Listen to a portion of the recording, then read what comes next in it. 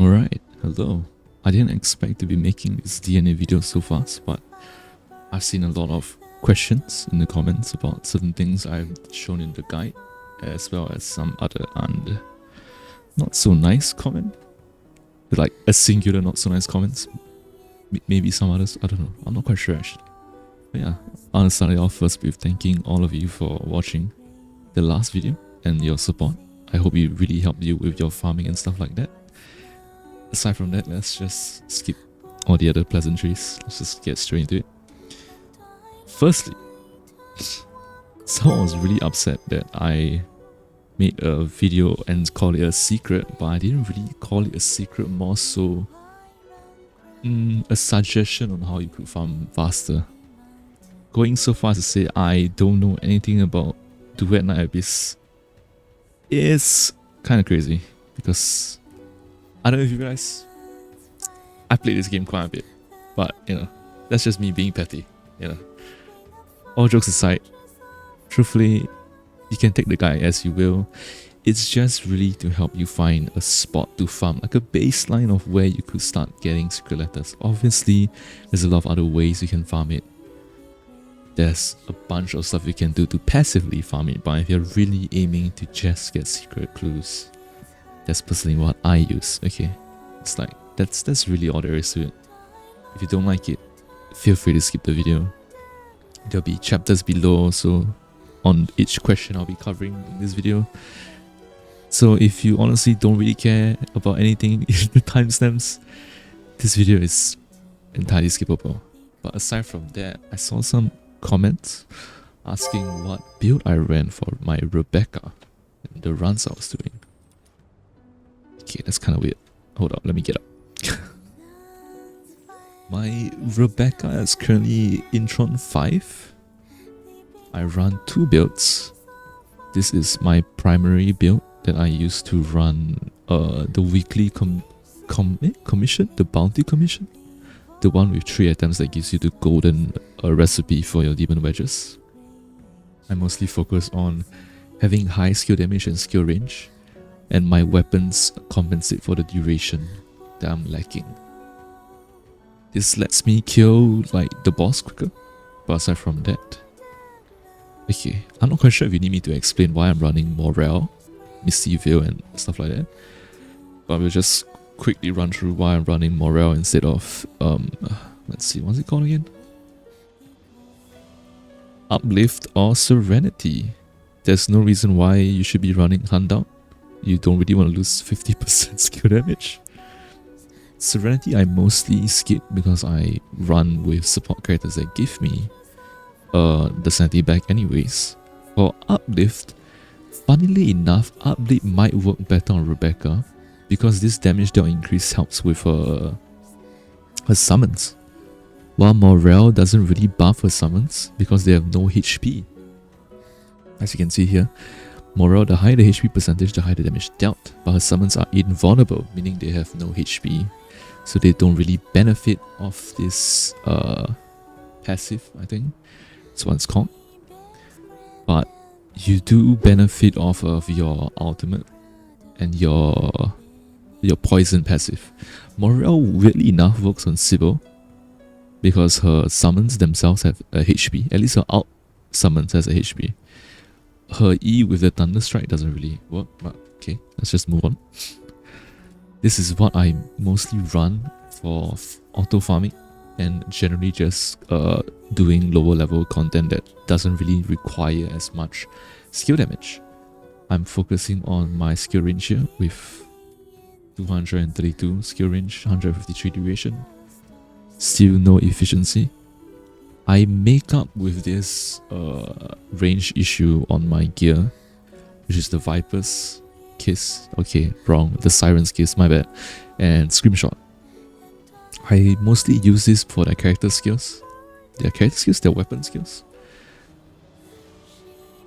Let me show you what they do. Siren's Kiss gives you a skill range of plus 30, while Screamshot gives you a 21.6% skill duration increase. You should have gotten 1 smelt from this, so it's more skill range, skill duration. I'll probably test it out with other weapons, but I mostly use my weapons to buff my skill, as Rebecca is more of a skill caster than anything else. And if you're wondering why I don't use the charge attack to dash faster around the map, I just really prefer using commanding thrust. But yeah, it should cover what I run on Rebecca. Someone also asked me, are you sure reaching trial 55 really increases drop rate of secret letters? I need a source, it sounds a little sussy.